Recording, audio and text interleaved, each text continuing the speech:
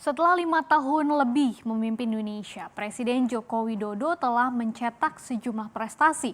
Salah satunya dari sektor pertambangan, karena sejauh ini Jokowi sudah berhasil merebut 2 tambang raksasa asing kembali ke pangkuan Ibu Pertiwi.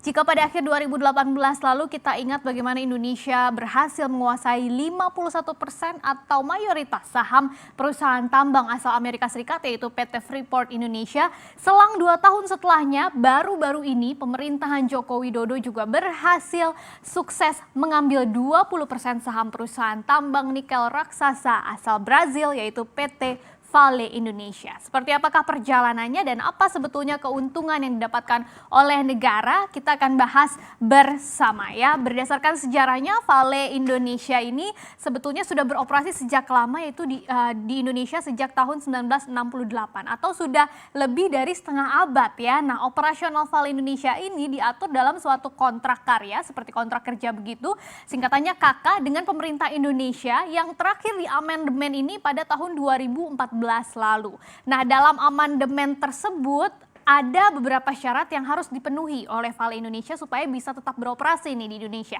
Salah satunya adalah melepas atau menjual saham sebanyak 20% sahamnya ke pemerintah Indonesia. Baru akhirnya pada 2019 lalu pemerintah menunjuk holding BUMN pertambangan yaitu PT Inalum atau yang sekarang sudah berganti nama menjadi Mining Industry Indonesia alias Mine ID untuk mengambil alih saham Vale Indonesia. Kemudian penandatanganan perjanjian pendahuluan juga sudah dilakukan pada 11 Oktober 2019 lalu. Setelah itu seharusnya perjanjian jual beli sahamnya sudah dilakukan pada Desember 2019. Tapi ternyata dengan berbagai kendala diundur lagi sampai Maret 2020. Tapi melihat ada kondisi pasar yang sedang suram akibat dari pandemi COVID-19 diundur lagi. Jadi 3 kali ya pengundurannya sampai Juni. Nah, akhirnya pada 19 Juni kemarin barulah benar-benar terrealisasi penandatanganan perjanjian jual beli sahamnya. Nah, penandatanganan perjanjian ini adalah langkah awal dimulainya kerjasama strategis jangka panjang antara Mine ID dan Vale Indonesia ya, di mana manajemen Mine ID ini menegaskan bahwa langkah ini sudah sesuai dengan mandat Mine ID untuk mengelola cadangan mineral strategis Indonesia dan mendorong hilirisasi industri pertambangan nasional. Nah, dalam penjualan 20% dari saham Vale Indonesia ini, Vale Canada Limited atau VCL sebagai pemegang saham yang paling banyak akan melepas sahamnya sebesar 14,9%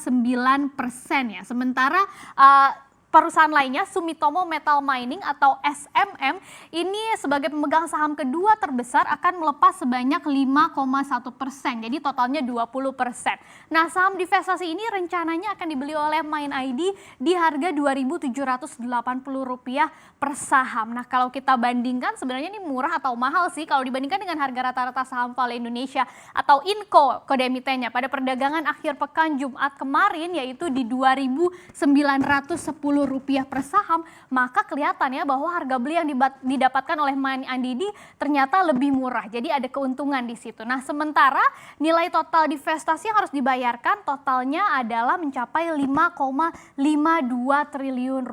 Dana yang digunakan oleh Mine ID untuk membayar transaksi ini berasal dari hasil penerbitan obligasi global senilai $2,5 miliar pada Mei lalu. Targetnya transaksi ini akan bisa selesai pada akhir tahun 2020 ini ya. Nah, setelah transaksinya selesai, baru kemudian kepemilikan saham di Vale otomatis akan berubah dong ya. Tadinya berapa persen, sekian persen, kemudian sekarang berubah nih menjadi VCL-nya hanya sebesar 44,3% setelah sahamnya dilepas. Kemudian Mine ID tadi divestasi saham atau membeli sahamnya sebesar 20%. Nah, SMM juga hanya menjadi 15%. Baru yang dipegang oleh publik adalah sebanyak 20,7%. Apa sih sebetulnya keuntungan dari pembelian atau divestasi saham ini? Kita akan lihat bagaimana kalau dari sisi Vale sebagai pihak yang menjual sahamnya, pastikan kalau menjual aset divestasi ini bisa meningkatkan arus kasnya ya, sehingga arus kas perusahaan naik. Nah, dana hasil penjualan tersebut kemudian bisa digunakan nih untuk ekspansi atau juga investasi untuk menyokong aktivitas operasional sampai bisa membayar utang.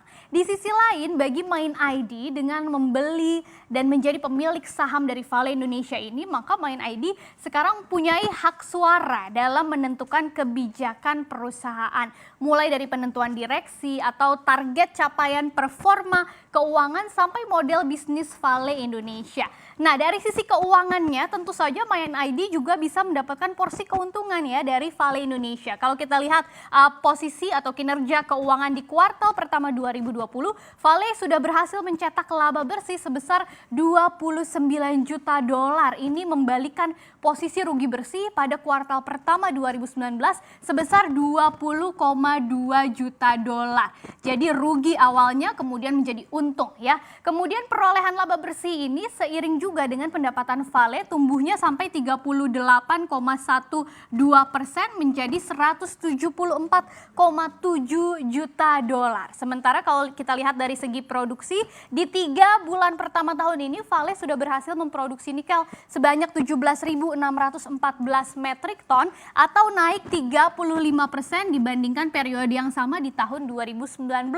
Kemudian penjualan Vale juga berhasil tumbuh sampai 20% menjadi 16.713 metrik ton. Nah, dengan kepemilikan 20% saham di Vale, maka ditambah lagi ada kepemilikan saham 65% di PT Antam, maka Main ID ini memiliki akses terhadap cadangan dan sumber daya nikel terbesar dan terbaik di dunia ya. Dan di masa mendatang, akses tersebut secara strategis bisa mengamankan industri hilir berbasis nikel, baik hilirisasi menjadi stainless steel atau yang lebih future lagi menjadi baterai kendaraan listrik ya. Dengan demikian produk nikel kita kalau diekspor maka punya nilai tambah yang lebih, bahkan dikatakan bisa 4 sampai 5 kali lipat lebih tinggi daripada nilai ekonomis produk hulunya atau bahan mentahnya saja.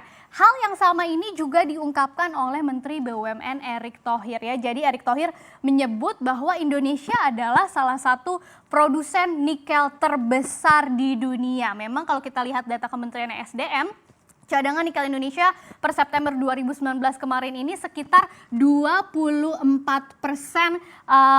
dari cadangan nikel di dunia itu ada di tanah air ya, jadi yang paling banyak. Sehingga menurut Erick Thohir di sini transaksi saham PTVI atau Vale Indonesia bisa menjadi bagian penting dalam rencana pengembangan industri baterai untuk mobil listrik ya. Apalagi nikel memang memiliki potensi yang tinggi pada masa depan seiring dengan pesatnya tren kendaraan listrik di dunia. Memang pada 2025 mendatang negara maju ini akan banyak menggunakan kendaraan listrik, bahkan dikatakan sampai 20%-nya. Selain itu, Erick juga menegaskan investasi Vale ini adalah bukti keberhasilan Indonesia dalam menjaga dan menarik investasi perusahaan global ke industri pertambangan nasional. Apalagi sebelumnya Indonesia juga sudah berhasil ya, kita tentu tidak akan lupa bagaimana Indonesia berhasil menaklukkan Freeport pada akhir 2018 lalu. Presiden Jokowi mengumumkan keberhasilan Indonesia melalui Main ID juga menguasai 51,2%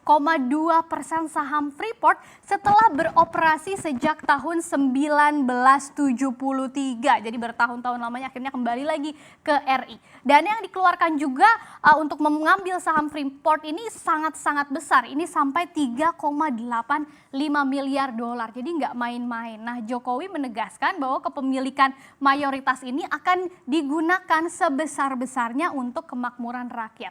Meski demikian, akuisisi saham Freeport ini ternyata tidak langsung memberi keuntungan besar bagi Main ID ya, karena Freeport juga memproyeksikan laba perusahaan ini akan anjlok cukup dalam pada tahun 2019 sampai 2022 karena ada pergantian dari operasi tambang terbuka atau open pit menjadi tambang bawah tanah underground. Nah, baru mulai tahun 2022 mendatang barulah laba Freeport ini diproyeksi bisa stabil sekitar 2 miliar dolar Amerika Serikat per tahunnya ya.